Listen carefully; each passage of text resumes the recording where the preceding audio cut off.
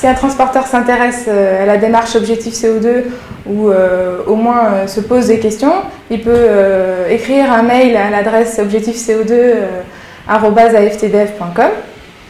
Il sera redirigé vers une personne de sa région, donc le chargé de mission, qui peut l'aider et l'accompagner tout au long de son engagement dans la charte et ou dans le label. Ce chargé de mission va prendre contact avec l'entreprise.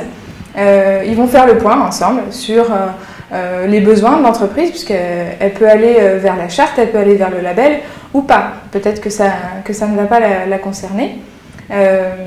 Si elle veut aller vers une démarche de labellisation ou d'engagement volontaire, le chargé de mission va l'aider à monter son dossier. Alors ça veut dire quoi? Ça veut dire qu'ils vont faire ensemble une évaluation de la performance environnementale de l'entreprise grâce à une collecte de données sur le site de l'ADEME objectifco2.fr. Et grâce à ça, on va pouvoir évaluer la performance environnementale de l'entreprise. Ensuite, et c'est là où on se dissocie charte et label, si l'entreprise veut la charte, eh bien on va devoir mettre en place un plan d'action. Donc le chargé de mission va être là pour l'aider à trouver les actions qui correspondent à son activité, qui correspondent à sa taille, au type de structure, à ses besoins, à ce qu'elle a fait aussi avant. Et le chargé de mission va porter le dossier au comité régional qui valide les engagements dans la charte. Alors que si elle veut le label, d'ailleurs l'un peut aller avec l'autre, le chargé de mission va être là pour préparer l'audit qui va venir vérifier l'évaluation de cette performance environnementale.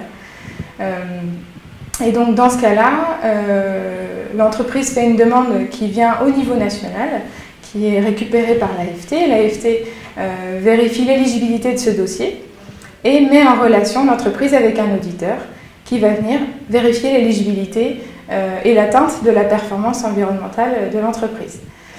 Alors cet audit, il est payant en partie, puisqu'il y a une contribution financière qui est demandée à chaque entreprise,